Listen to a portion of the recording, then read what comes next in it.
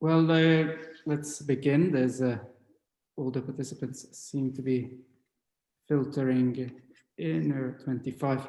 So good morning, everyone, and thank you very much for joining us today. I'm Luigi Scazzieri, a research fellow at the Centre for European Reform, and it's my pleasure to welcome you all to this book launch with David McKean and Bart Szewczyk. David McKean is Senior Fellow at the German Marshall Fund. He served as Director of Policy Planning at the US Department of State under Secretary of State John Kerry, and also US Ambassador to Luxembourg. Bart Szewczyk is Senior Non-Resident Fellow at the German Marshall Fund, as well as Adjunct Professor at Sciences Po Paris, and he also served on the policy planning staff at the US Department of State, and was also Senior Policy Advisor to the US Ambassador to the United Nations, Samantha Power. And both have served as policy volunteers on the Biden for President campaign. It's really good to have you with us today. Thanks for joining for the launch of your forthcoming book on the future of the transatlantic relationship, titled Partners of First Resort, America, Europe, and the Future of the West. So I think the past 4 years have in many ways served as a warning, perhaps, of the fragility of the relationship. And it was a surprise to many of us that Trump came quite close in the end to winning. And while we know that transatlantic relations are going to greatly improve, at least in tone with Biden as president, some differences will remain. So I think the challenge in the next 4 years is making sure that cooperation is revived to the greatest extent possible, but also delivers results on all the challenges that the US and Europe face, from trade to climate change, the Iran deal, and forging a common stance towards China, for example. And David and Bart have suggestions on how it may be possible to both deepen and broaden cooperations and place it on a more sustainable basis. So just a couple of housekeeping rules before I turn to the speakers. This is an on-the-record event. It's being recorded, actually, and it will be posted on the CER's website. In terms of format, David and Bart are going to introduce the book. Then I'll turn to our Director of Foreign Policy, Ian Bond, for a response. And after that, we'll have a broader conversation. So let me turn to David and Bart now. And perhaps if you want to start us off by outlining the argument of the book, what the key challenges for the transatlantic relationship are, and what your ideas are for how to reinvigorate the relationship. Terrific. Well, thank you, Luigi. I'm in Washington, D.C., and Bart is in Brussels. It's a great pleasure to be with you today. Our fundamental argument is that the transatlantic relationship, we believe, is key to the restoration and strengthening of the liberal international order, or rules-based order. There are many names for it. And as you suggest, it has frayed seriously during the Trump years. We believe that actually it had been decaying for a number of years, but that it was really shattered by President Trump. And I thought I'd begin today by noting an article that I saw in the Washington Post a couple of weeks ago, where Henry Kissinger was quoted. He was asked specifically, what do you think it will take to restore the liberal international order? And the two sort of principles that he laid out were a common purpose on big issues, even when there are rivalries, and a mutual security for all powers. And these are, in many ways, we believe, the bedrock of the transatlantic relationship. And so keep those in mind as we continue this discussion. But I want to just first very briefly outline a little bit of the history of the relationship, because I think both Bart and I feel as policy planners, it's very important to know the history, to understand the challenges, to know where we've been, where we are now, in order to actually map a plan for the future. And so one of the ways we start the book is we talk about August 1941, when Winston Churchill and Franklin Roosevelt met off the coast of Newfoundland, Canada, historic meeting, secret meeting, and they outlined, of course, Winston Churchill at the time, Britain was being mercilessly bombed. Britain was weak. It needed US assistance. And Roosevelt wanted to give that assistance, but he also wanted at this meeting to lay out a vision for the future. And again, this goes back to what I was saying earlier. A vision is incredibly important if you want to know where you're going to go. And that vision, I think, in many ways gave sort of nourishment, gave birth to a lot of the post-war institutions that we know so well today. The United Nations, the IMF, the World Bank, the EU itself in many ways, and NATO. And it was a very, very important meeting in the sense that it laid out a set of principles that became the bedrock for those institutions. And among those principles, and I'm not going to go through them all, but it was the disarmament of aggressor nations, obviously of thinking at that time of Germany and Italy. It was self-determination for people around the world. And that was in many ways a very bold concept at the time. And it was an extraordinary concession by Winston Churchill, because even though the United Kingdom was weak, it was still very much of an empire. Another important principle was respect for the sovereignty of nations, of all nations. And there was a strong humanitarian component to this vision. In the United States, Roosevelt had given a speech about the 4 freedoms. And among those freedoms were freedom from fear, freedom from poverty, freedom from hunger. And again, that was something that was embraced by both Roosevelt and Churchill. And so it became, I think, a very, very important vision, really for the next 70 years. And so I think before we go into a little bit more of our prescriptive ideas for the future, I think, Bart, why don't you talk a little bit about, again, a little bit of the relationship during the Cold War, and perhaps bring it right up to the financial crisis of 2008. Sounds great. Thanks very much, David. And thank you very much, Luigi and Ian, for hosting us today. And thanks to the wider team at the Center for European Reform. In some ways, it brings me back to 5 years ago when David and I were at the State Department in our first, I had joined the State Department just a few months before, and our first trip to Europe was actually to London, and it was to meet with various colleagues at the CER who brought together a number of other experts on Russia and Ukraine. This was at the sort of in the midst of the Ukraine crisis. And it was so interesting because we came to Europe with the mission to sort of stiffen up resolve in Europe and make sure that we had a strong policy with respect to Russia and in support of Ukraine. And instead, what we heard from a lot of the participants at CER was, you have to do more, you have to be tougher. And so it was one of these really valuable sessions where we saw that at any crisis, the partner where we see eye to eye the most is most likely to be the United Kingdom. But let me turn to the book briefly now. During the Cold War is sometimes mythologized as having the simplicity and transatlantic unity throughout the Cold War period. And it's true that there was, a relatively stable equilibrium with the US in the predominant role as security guarantor. But there were actually quite a bit of ups and downs in the relationship. You had the Suez Crisis in 1956. You had Charles de Gaulle's withdrawal from NATO's military structures in 1966. And while European partners supported the United States during the Korean War, it's notable that no European countries supported US efforts during the Vietnam War, however way that war is perceived in hindsight.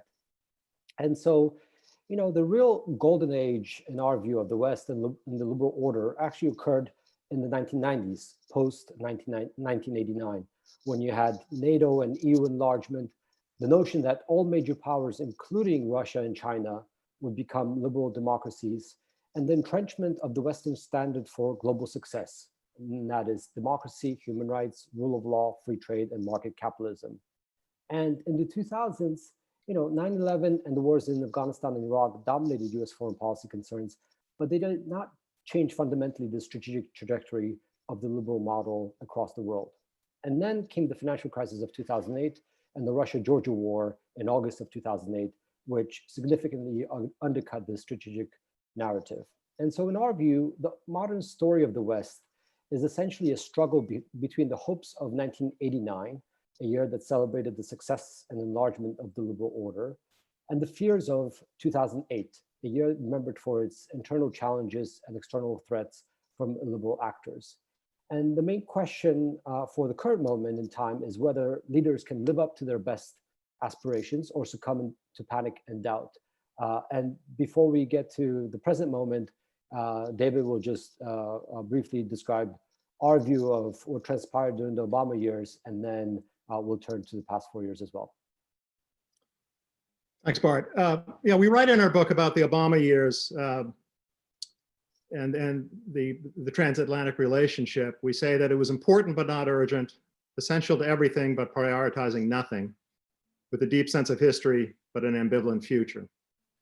And I think both Bart and I believe that President Obama very much valued the transatlantic relationship. He understood how important it was. But in many ways, it was not his top priority. He, coming into office, as you may remember, had actually campaigned on a pivot to Asia. He saw the rise of China and believed that the United States needed to compete, and that in fact we could be not only be competitors, but that we could be important collaborators on a number of issues. In the end, of course, I think President Obama was not only frustrated in terms of his relationship with Europe, but really with the pivot to Asia as well.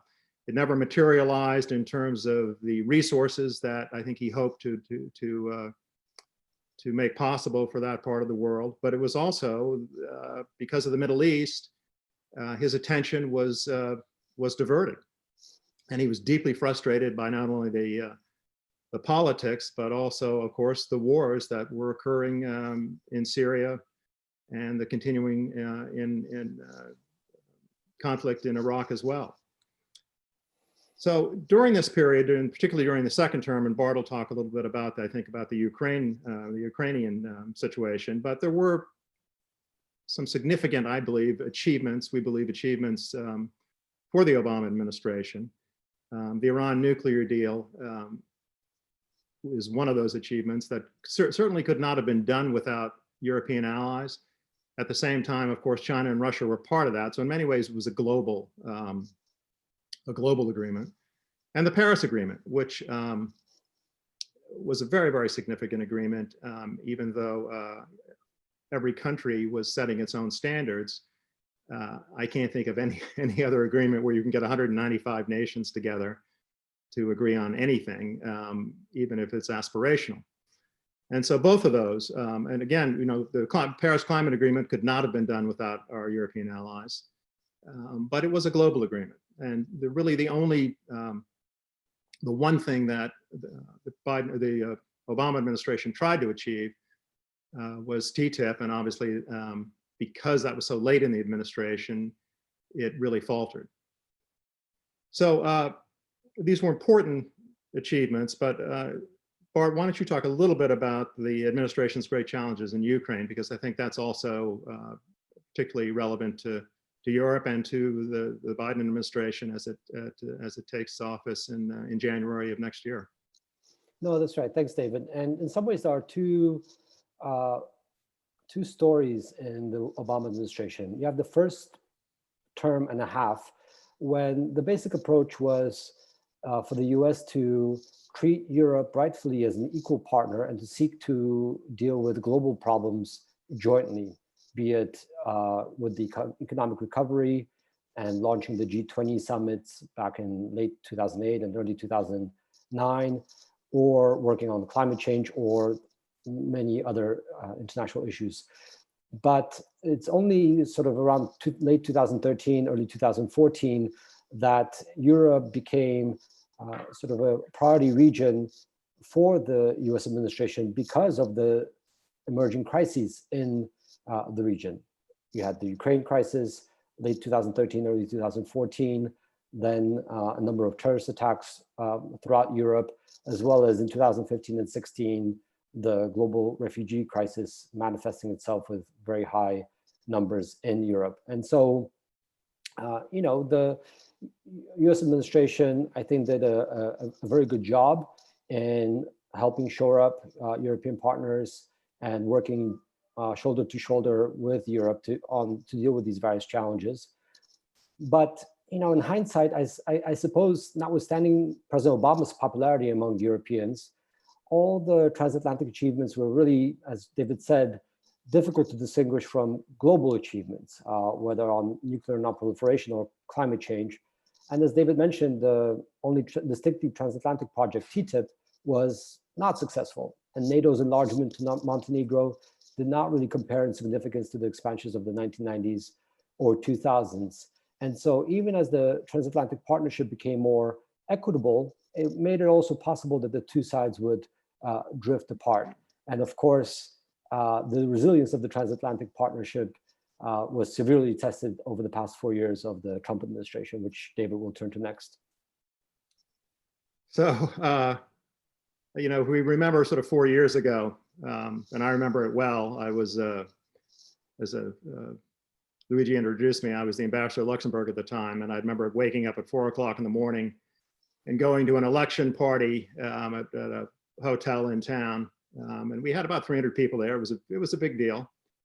And as the results came in, it was, I could see it beginning to sort of slip away for Hillary Clinton. And there was a photograph the next day on in one of the Luxembourg's papers that had a photograph of me, and it says, Ambassador McKean looks stunned watching the results of the US election. And indeed, I wasn't the only one that was stunned, I don't think. I think the entire world was stunned that Donald Trump won in 2016. You know, he in the end, he defeated 11 opponents in the Republican Party during the primaries, and he eked out a narrow victory over Hillary Clinton. And Hillary Clinton was someone who President Obama had described as the most qualified candidate to ever run for president. But what was even more, I think, stunning about about President Trump's early days in office was his inaugural address. You know, the United States at the time we had really bounced back from the economic crisis of 2008. Unemployment was down. The stock market was up. We were doing quite well. Obviously, there continued to be foreign policy challenges. But in Donald Trump's inaugural address, he described a time of carnage around the world, and his prescription for that was that of America first. And that, incidentally, is something that we saw in the 1930s as well. But it was really a signal that the United States alliances would no longer be paramount to our foreign policy. That, in fact, he was going to adopt a zero-sum approach to foreign policy. And so it was really no surprise after that, I think, that everything he did was in many ways antagonistic to Europe. And I'm not going to go through all of what I believe were the insults, but you know, he called Brussels, where many of you are, he called it a hellhole. He threatened to withdraw from Europe.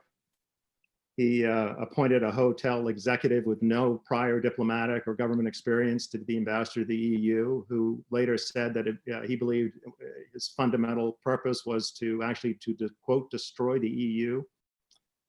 We interviewed a lot of people on both sides of the Atlantic for this book. And I think the nicest thing we heard was that most European leaders had arrived at a point where they ignored Donald Trump. But I think that may be the most sort of positive assessment of his leadership during this period. There is no doubt that he transformed American foreign policy during the 4 years. And the question is, was this sort of part of a pattern? Because there was also no doubt that the trajectory had been that the transatlantic relationship was weakening. I said that at the very beginning. But I still think that this was an aberration, that ultimately history will look back and decide that the Trump years were something that really does not fit into the overall pattern of US transatlantic relations. And the question is, what is the Biden administration, what are the challenges that they face? And again, that's again something I said as policy planners, we like to try to game those out a little bit. And there are both internal and external challenges. And I'll talk briefly about the internal challenges. What is Trump bequeathed to President-elect Biden? And then Bart will talk a little bit about the external challenges. So in terms of internally, in terms of what's happening in the United States now, we still have a very, very divided nation. As Luigi said, this was an election that was much closer than anyone predicted. So our politics have not healed, and I think it's unlikely that they improve significantly over the next 4 years. Although I do think that President-elect Biden will bring a certain demeanor and set of values that will go a long way towards restoring the image, at least of the White House and of government within this country. In terms of foreign policy, though, few people really understand in this country, really understand the value of alliances. It's not something that is talked about in political campaigns. Foreign policy is not a winning issue. And in fact, most people think that we spend they have no idea what we spend on foreign, for example, on foreign assistance, but whatever it is we spend, they think it's a waste of money. We also are, as a result of COVID, we are economically a weaker country than we were 4 years ago. We're obviously still enormously powerful in terms of relative to the rest of the world, but we're much weaker. And as I said earlier, I think we're a divided nation, and sort of subsets of that are racial strife, the gun violence, and that the gun issue is still a major issue. So these are all huge issues that we're going to have to deal with. And the one thing I think, Richard Haas has said this many times, that one of the most important ways to project confidence, power, democratic values, faith in a liberal-based order is to have the United States have its government working well and projecting those values and showing the rest of the world that we are a very well-functioning democracy. That is going to be something of a challenge moving forward. But Bart, why don't you talk briefly about the external challenges, which are really, I think, Russia and China. Thanks, David. And nowadays it's relatively commonplace to mention great power competition with Russia and China as external challenges to the liberal order in the West. It was less commonplace when we started working on this book 2 years ago, but now the public debate in some ways has caught up with our argument. What I think is sometimes underappreciated is that the two countries actually pose distinct challenges to the West and the liberal order. Russia's challenge is primarily that as a spoiler. Its economy is actually quite limited. It's the size of Australia or South Korea, which, with all due respect to those two key partners, that's not an economy that's going to be able to shape the world. Its effect is relatively near or medium term for Russia. Its scope is primarily regional, be it in Ukraine or Belarus or Georgia, and then obviously in some other parts of the world like Syria and Venezuela, but it's not a global scale, to be sure. Its instruments are primarily military, intelligence, and hybrid. And if you look around the world, its political influence is actually relatively limited. It has few friends, and its main political institutional initiative in the form of the Eurasian Economic Union has been stagnating at best. Nonetheless, it's still a challenge, it's still a threat, and the only way that the United States or Europe can deal with Russia effectively is jointly. A much bigger threat, or maybe not a threat, but a challenge, and a much more complicated challenge, is that of China, primarily because of its sheer economic scale and its continuing growing economy even during the pandemic.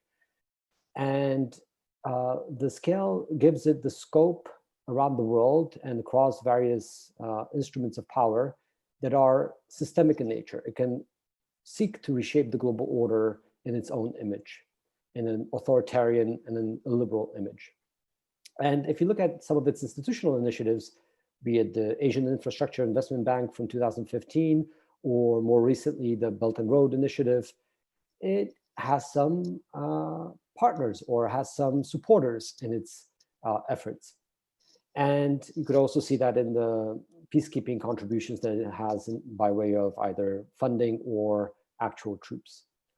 And so the challenges are a lot more complicated, and it will require the joint efforts of both Europe and the United States. Now, in some ways, the Trump administration has stumbled into this logic at the 11th hour, and there was a couple of weeks ago, or maybe a month ago now, a lot of buzz around the readout from conversation between Secretary of State Mike Pompeo and the EU's High Representative Borrell over the launch of an US-EU dialogue on China.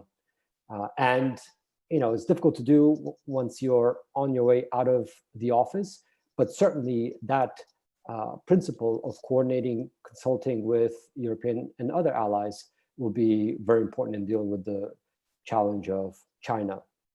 And so, now maybe to wrap up briefly and turn to your questions, let us briefly discuss what we're proposing. In some ways, the past 4 years can be cathartic in surfacing and resurfacing and resolving long accumulated tensions. And at least there's hope to do so with the new Biden administration, which could potentially be the most transatlanticist in decades. And we argue that to build on prior achievements, and rather than simply repeating past practices, Western leaders can reinvigorate the alliance through innovative efforts culminating in the new Atlantic Charter. This is why we began this long journey in 1941, what we call the Transatlantic Strategic Partnership Agreement, which would also create a Transatlantic Council. Now, a new TSPA could set out key areas of foreign policy and economic coordination and establish a format to facilitate cooperation at head of state, ministerial, and staff levels. And let me turn briefly to David to flesh out how this would work. So the way we envision it is that there would actually be structured dialogues on regions and areas of common interest. To date, we have those dialogues, but they're very, very sporadic, and they're often, government is extraordinarily reactive, and so that you find what one finds is when there's an upcoming summit that a few weeks in advance, there'll be a great rush to put together some plans to try to find some deliverables. But we're really talking about something that's ongoing and that is coordinated. And so that, for example, if there's going to be a discussion of the rise of China at a summit, that the Assistant Secretary for Far Eastern Affairs would actually coordinate with their counterparts in Europe to find out what they're thinking, how they're approaching this, and to be doing this again on a regular basis. And we in the end, we sort of lay out 5 areas that we believe are particularly ripe for this kind of coordination, not aside from the regional areas, obviously Latin America, Asia, Africa, but we have 5 areas that we think the United States and Europe can particularly coordinate better on and begin to come up with some mutually agreed upon policies. And those are climate, obviously, climate, public health, cyber, trade, and sort of technology writ large. And we're talking there about artificial intelligence and that sort of thing. Bart, one of the things that I know people will wonder about with the TSPA is this just sort of another layer of bureaucracy? And I think maybe you could address that again very briefly. Yeah, just to maybe wrap up and then turn to your questions. Look, sometimes there is institutional reluctance or a lot of caution in having a new institution because of overlayering of bureaucracies. And here what we're envisioning is really to restore the muscle memory of joint transatlantic cooperation And the institutional mechanism that we envision is a relatively flexible one, akin to a G7 or a G20, but in a different format, including all NATO and all EU member states in one gathering. And in some ways, we had the imagination to create new institutions in the 70s with the G7, obviously NATO and EU enlargement throughout the 1990s and 2000s. The G20 itself is a creature at the summit level of 2008. OSCE is a creature of the 1990s. And so each decade in some ways created a new institution for the needs of that particular time. And we feel that our current institutional structure is just not up to task. And so maybe just to close, since we're in London and in Brussels, but let's say we're in London, to paraphrase Churchill, one could say that the struggle for the soul of the nation is won, at least in the United States. And now the struggle for the soul of the West is about to begin, again, to determine whether America and Europe can recover instincts for joint action or are doomed to pursue divergent paths. And the election of Joe Biden and Kamala Harris really augurs very well for the transatlantic partnership, but there'll be competing priorities that we'll need to deal with. So let me just close with a quote from President-elect Biden from 7 years ago at the Munich Security Conference, where he said that Europe is the cornerstone of our engagement with the world and our catalyst for global cooperation. It remains America's indispensable partner of first resort. And he continued that America remains Europe's indispensable partner. President Obama described this guiding principle as an enduring truth of American foreign policy. And in some ways, part of the book is to help recover that truth.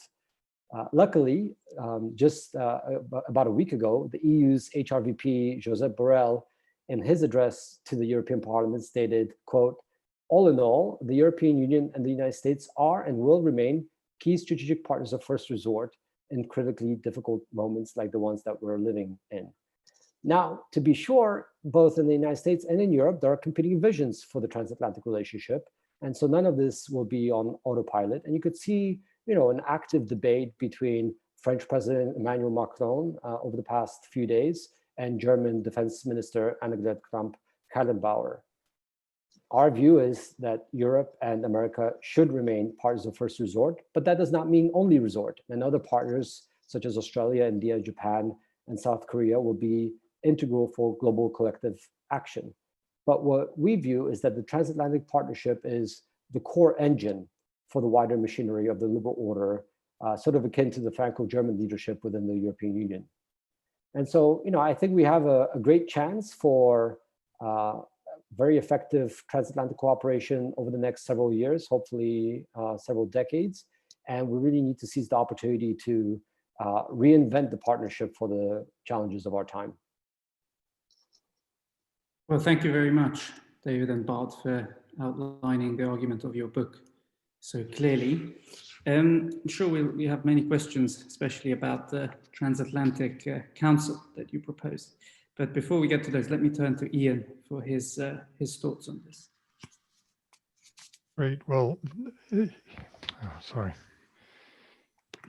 Can you hear me? Yeah, we can. Oh, you can. Oh, good. Sorry. I thought I was still muted. Yeah, well, thank you very much, Luigi. Thank you very much, David and Bart. This is a very timely book, and particularly so, I think, because today we started to get an idea of what sort of policies Biden, or what kind of priorities President Biden might have from his first senior appointments. I think there'll be a lot of people reassured to see the return of some familiar faces from the Obama administration, like Tony Blinken and Jake Sullivan and Linda Thomas Greenfield, all of whom I remember from my time in Washington, as indeed I remember David from his time working for John Kerry in the Senate in 2009. In some ways, the book made me quite nostalgic. There's a lot of history that I lived through. And especially the account of Obama's first term when I was in Washington, reminded me of many of the difficult issues that we dealt with at that time. And then, of course, we have the Trump period. I mean, there's a lot in the book that I agree with, and clearly cooperation between Europe and the US is still going to be extremely important, and there are a lot of things that they can still accomplish together. I'm glad that the book puts quite a bit of stress on the need for the EU and NATO to work closely together, building on the progress that was made after the Russian invasion of Ukraine.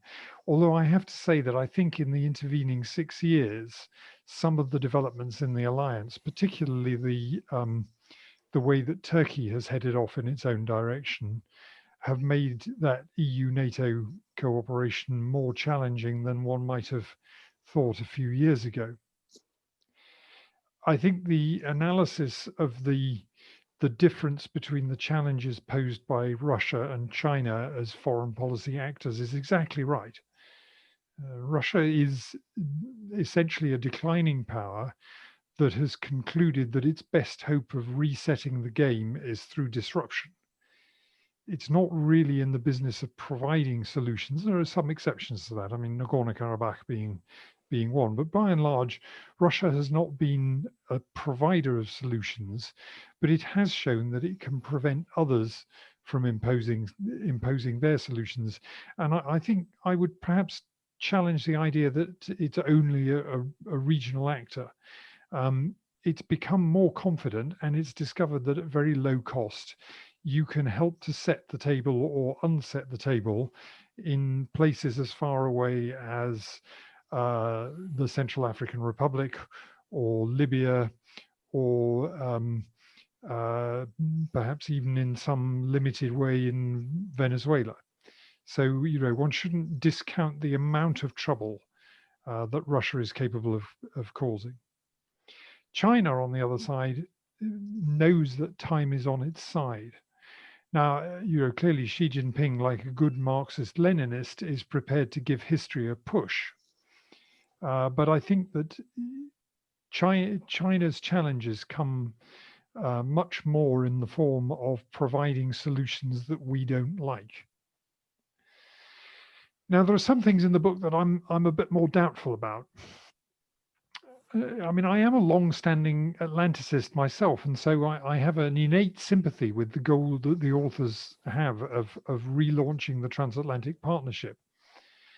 But the biggest challenge to liberal democratic and free market values now comes from China. And as we've seen with the signature of the RCEP free trade deal a few days ago, China is really chipping away at US partnerships in the Asia Pacific region.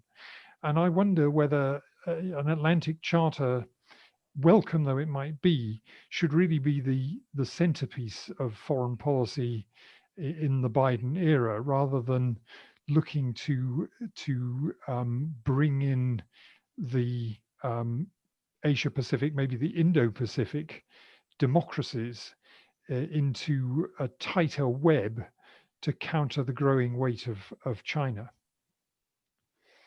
I think more widely, because I'm a naturally gloomy person, I also found myself asking whether the authors were too optimistic about the future of liberal democratic values. There is a struggle being waged for the soul of the West. That's quite right. The question is, who's winning it?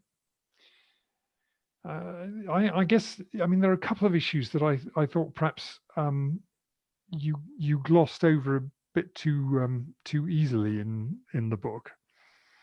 I mean, one which you sort of cover in a couple of pages is the question or the questions of inequality and identity.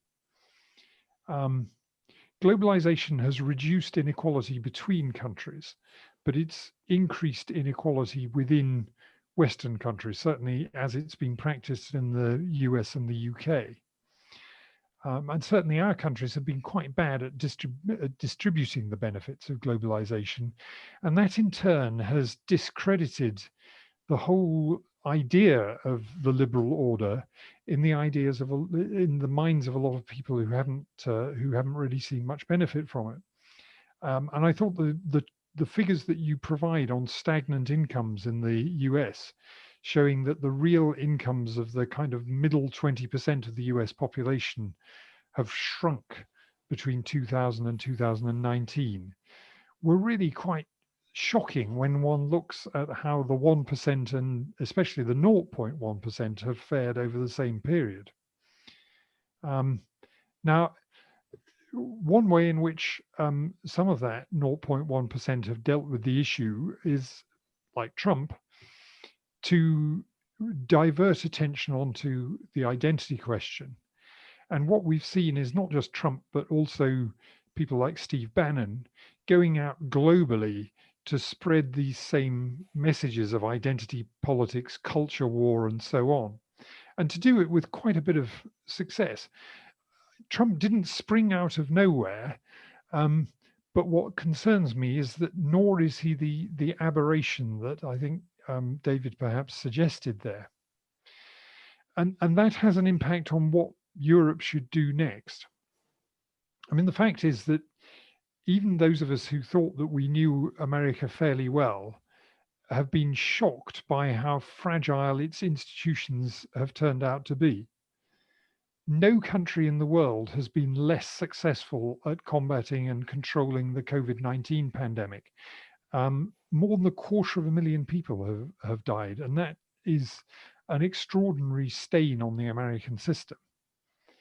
In no country has domestic politics had such a pernicious effect on a public health emergency, where you have governors of states like South Dakota proudly proclaiming that they're not going to do the sensible things that are required to control this pandemic, because that would be un-American.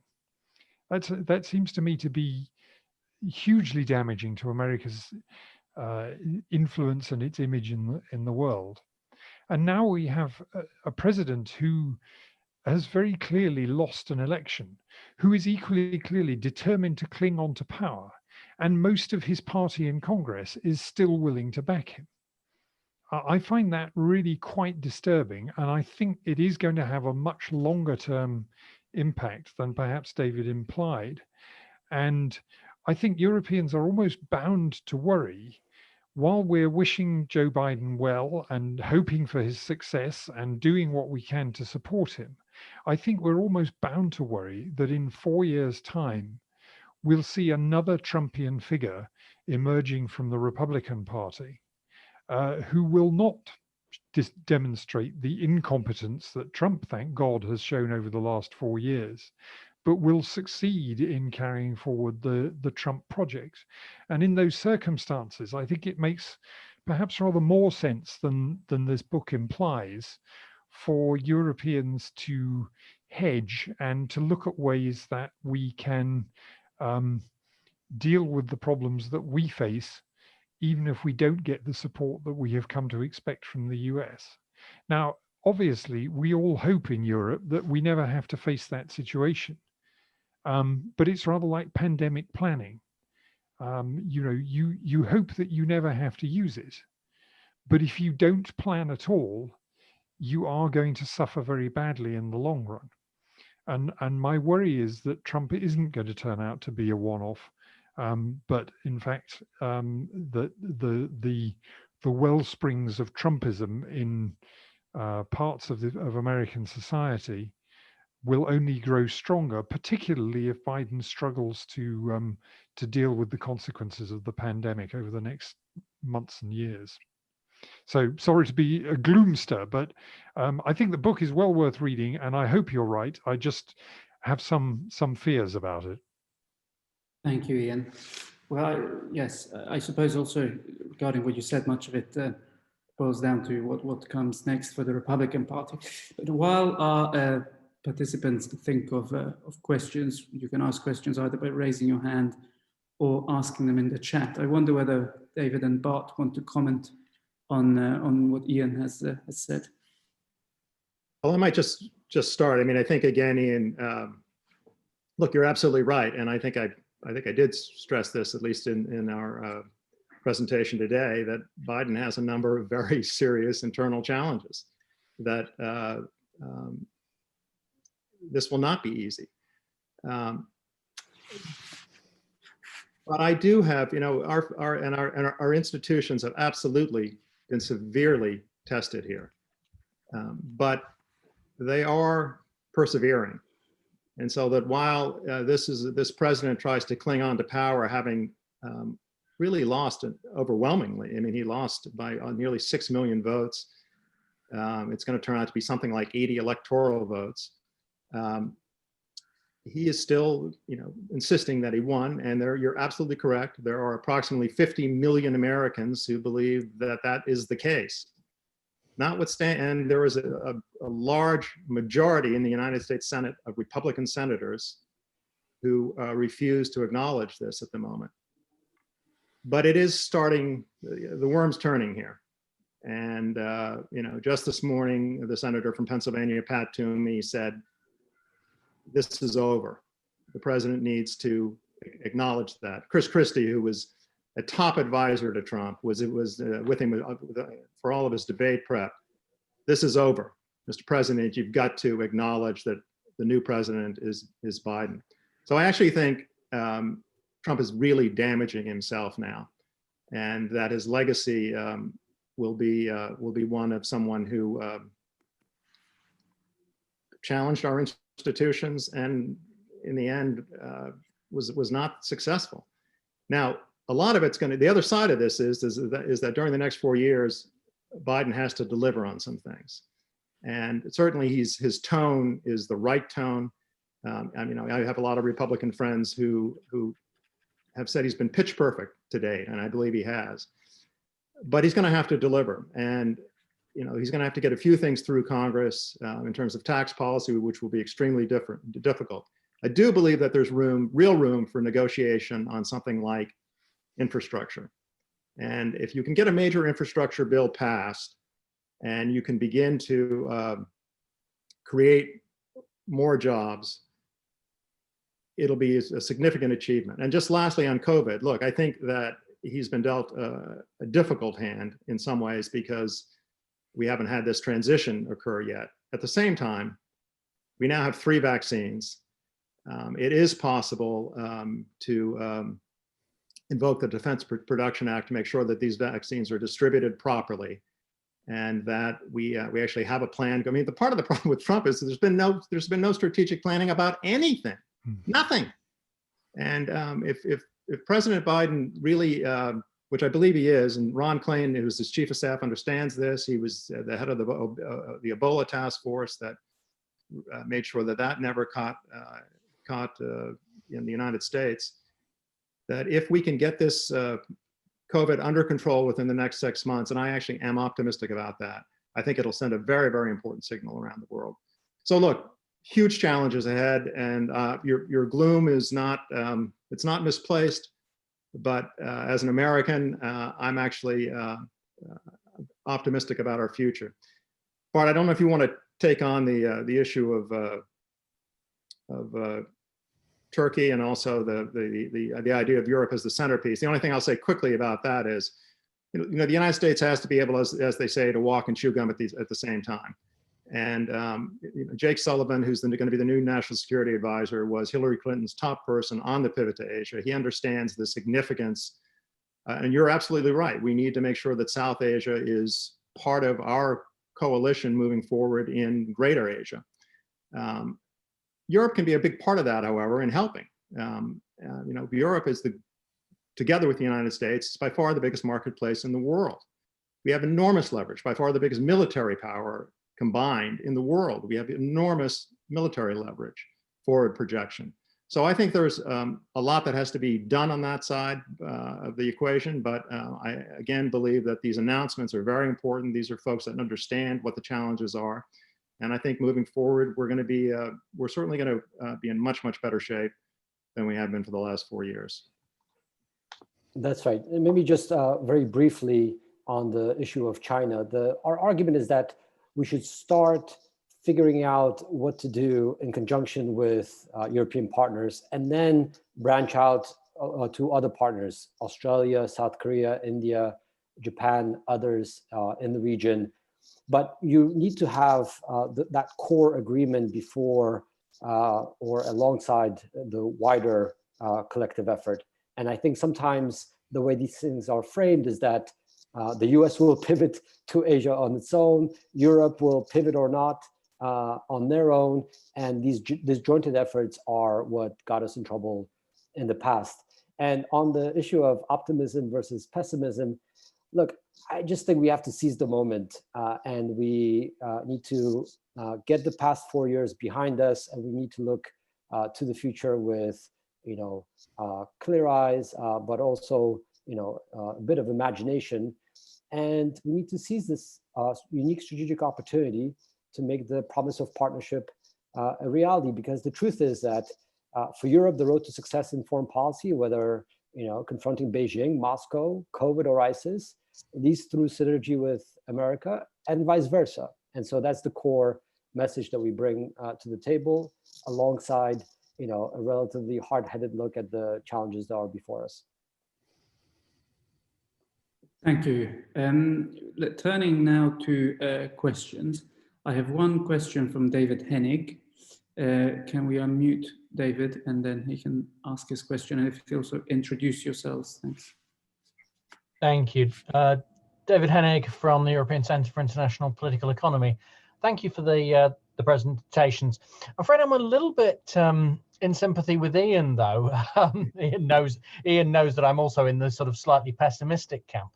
I was involved with the TTIP talks, and what I saw was a US and an EU that were rather reluctant to come to put aside their differences, or find any way to put aside their differences, to join up with bigger causes in mind.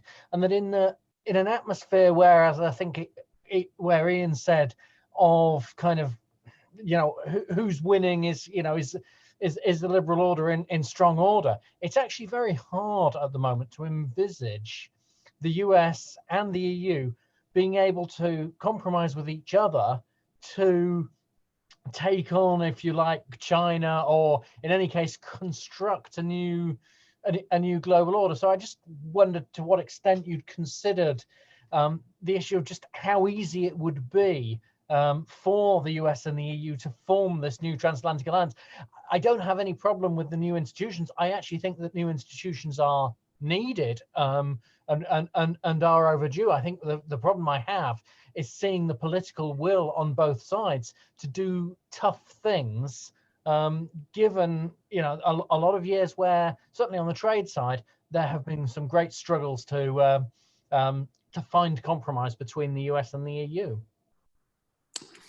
Thank you. We have a written comment by Klaus Siebers, who essentially makes the point that Trump won more votes than he had done in 2016. And so what kind of constraint does this, and I suppose that means the strength of Trumpism, the strength of the Republican Party, the strength of opposition within the states, pose to Trump's to Biden's domestic agenda? And I also have a question of my own, which relates to the Transatlantic Council and how it would operate, in the sense that, first of all, it's supposed to include the 27 EU member states, the UK, I'm not quite sure, it includes Turkey as well, from what you have mentioned, and presumably the European institutions. But in a sense... Hopefully it doesn't leave out Canada. Maybe not. Well, this is part of the question, I guess. But doesn't this create a cacophony of voices, especially on issues on which it's actually the EU itself that has competence? So if we were dealing with trade, or if we were dealing with climate, it would be a US-EU dialogue, and would it? Or would the member states also have to be involved? And also, does this format not then shut out other democracies, like the ones in East Asia that you mentioned? Thanks. Great. David, maybe I'll take a crack at the China question, as well as the council question, and turn to you on the Republican Party. Look, on China, I think there's actually a relatively high level strategic agreement between Europe and the United States right now, even with the Trump administration. If you looked, I think from 2 years ago, there was an European External Action Service and European Commission joint strategic communication on an approach to China, which characterized different ways in which China either is a competitor or partner, and one way in which it interacts with the rest of the world is as a systemic rival to Europe. And this has been a key point that's been mentioned by the US administration, including releasing, again, at the 11th hour, a relatively interesting document by our former office, the policy planning staff, titled "The Elements of the Challenge of China," or of China's challenge. And, at a high level, there's actually quite a lot of agreement between the two sides. I think the trick will be in having a sophisticated strategy in terms of what to do about this and mapping out the different policy areas where we have jointly much greater leverage, as David said, in terms of our economic resources and military power and diplomatic wherewithal than China does, and to be able to deploy that leverage in an effective manner in various international fora and around the world.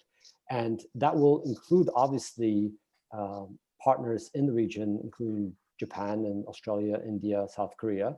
But you have to start somewhere to get to that point. And our argument is that the starting point should be a strong engine within the Transatlantic Partnership. In terms of the Transatlantic Council, yes, all NATO and all EU member states, along with the NATO Secretary General and the EU institutions, a relatively big tent. And the reason for this is because, in our view, right now the main transatlantic format is NATO, but its agenda is relatively limited by the nature of the alliance, which is a military alliance first and foremost. And so issues such as China or trade or climate, you can link them to defense issues and to security issues, but they're really a much broader set of discussions. Likewise, if you talk about US-EU summits, those are only with the European Commission president and with the president of the European Council, and that's just not enough to be able to have a full conversation over what to do about these challenges. And so we advocate a big tent approach. It has its downsides, mainly because it's a big tent for a lot of people. But we've done this before with the Global Coalition to Destroy ISIS, with the Nuclear Security Summit. I'm sure, when we put together a Global Health Summit, it will include a lot of countries. And this is something that we can do. And so long as we, push through a strategic agreement and the consensus within that format, we can get a lot of things done. And finally, on the, long-term effects of Trump within the Republican Party, I'll let David speak to this more closely, but in many ways, because of the up and down, very disorganized, perhaps even incompetent foreign policy over the past 4 years, it's difficult to say, exactly what it was all about and what the long-term, what principles remain. It was all over the place. It pushed in so many different directions without any sense of strategy. And so I think if you really talk to people like Nikki Haley or Mike Pompeo, I don't think they'll, adopt many of the principles that you could somehow divine from the Trump administration. I think they'll probably return to probably some variant of more mainstream Republican foreign policy. But, time will tell. And either way, I think we have to seize the moment. But let me turn it over to David for any additional thoughts on Trump's legacy. Yeah, thanks, Bart. Just a couple of brief comments. I think what I said in the beginning, just to quote Kissinger again, that I think it's obviously critical to find common purpose. And that's not easy. John Kerry used to say about the American electorate that he was always somewhat surprised about how often they voted against their interests, their individual interests. And that can be applied on a more on a grander scale when talking about the United States and Europe. But if you really step back, we do have a common purpose here. And it will require leadership, and leadership is extraordinarily important to whatever you're trying to do. And so it's important when you're talking about finding common purpose with the United States and the European Union.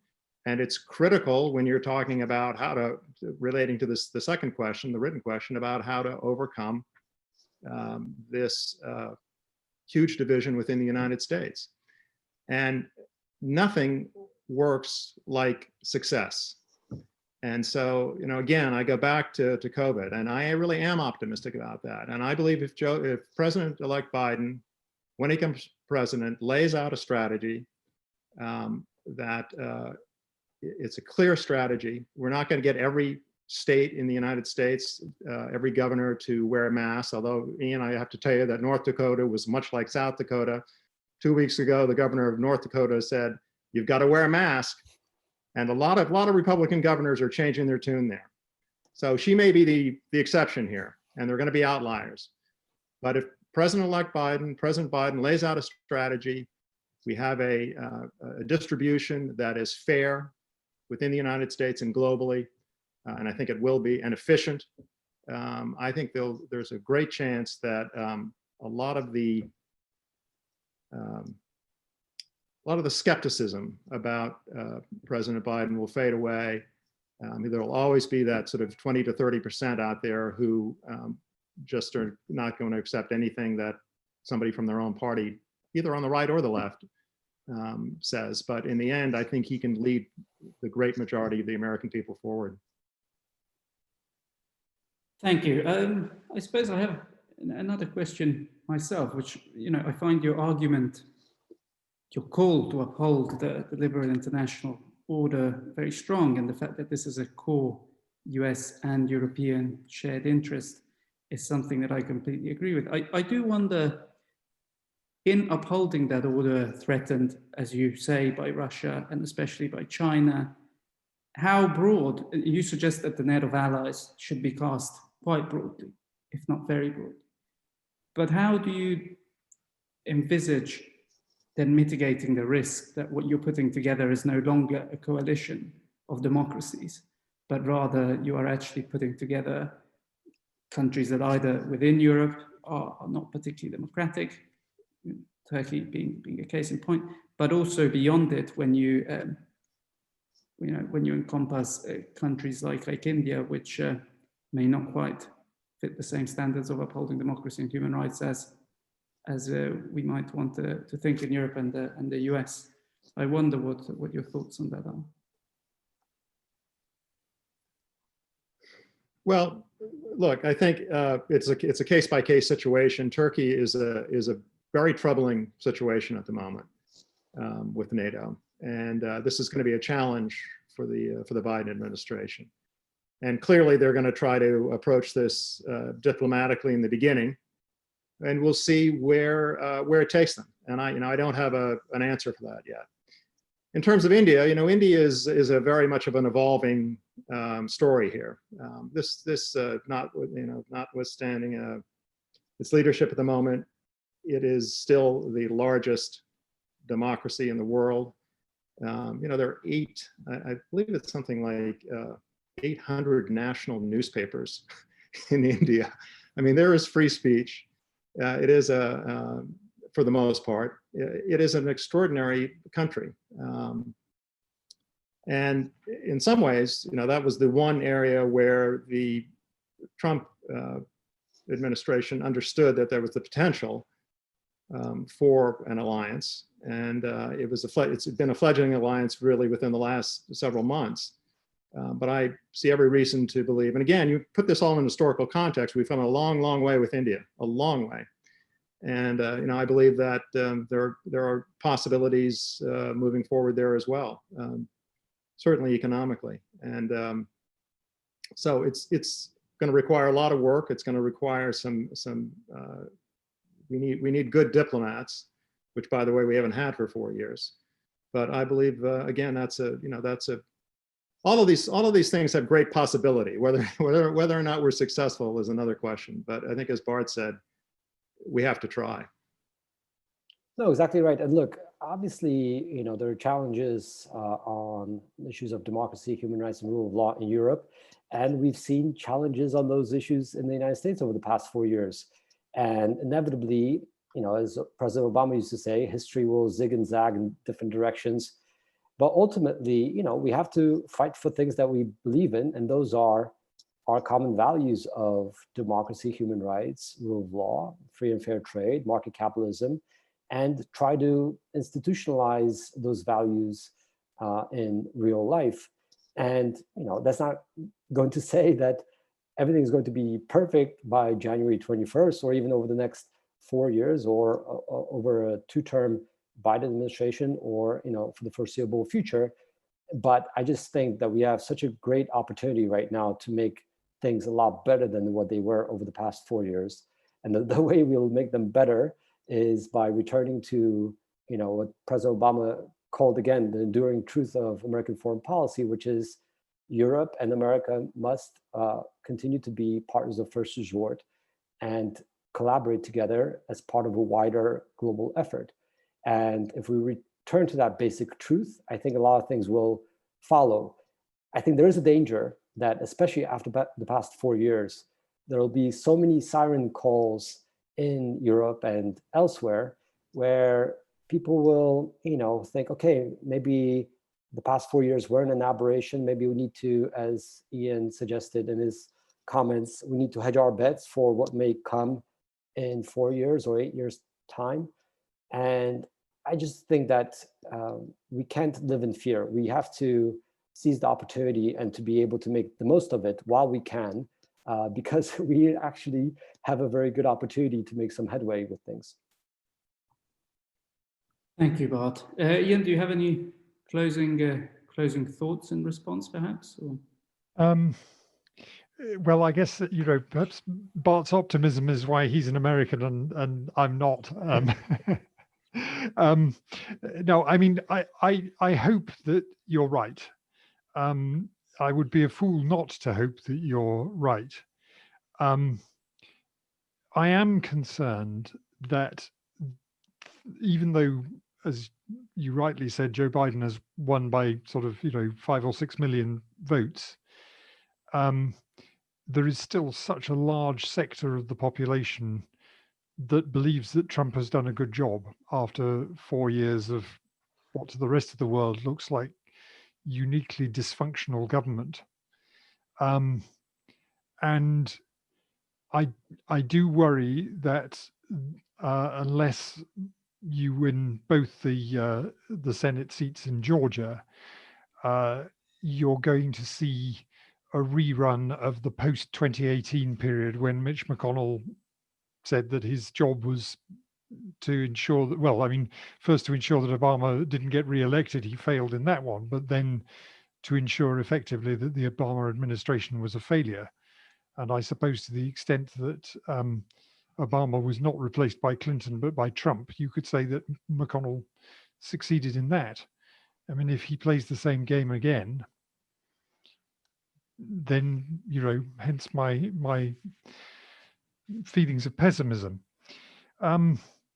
Anyway, that is as it may. I mean, I think it is important that that we try and do something about the EU-NATO cooperation over the next 4 years, because that was something that eventually started to work a bit better towards the end of Obama's second term, really from the Warsaw NATO summit onwards. But it does seem to me that that's, at least for European and Europe's neighborhood, security in those areas, it's a pretty fundamental piece of the machinery. And I hope that whoever is appointed the next Assistant Secretary for Europe and their counterpart in the Pentagon, that's something that they will get to work on with NATO and with the European External Action Service, because there's a long agenda and not much time in which to tackle some of the problems that we can see arising. Thank you, Ian. Well, it's time to end. Let me thank David and Bart very much for presenting their very timely ideas, and I do hope that we see a renewed transatlantic cooperation in the next 4 years that manages to, let's say, chip away at some of those discontents domestically that are undermining the liberal order from within. But thank you all very much, and goodbye. I hesitate to be the pitcher for the book, but shouldn't we also say how you can get hold of the book? Please I do. would- the book is available on order on Amazon for pre-order, and it will be published in early 2021. Great present. Excellent. Well, No, thanks it's very much, everyone. well Thank worth you reading. for attending, and thank you again to CER for hosting this. Yeah, thanks very much. Really appreciate it. Thank you. Thank you.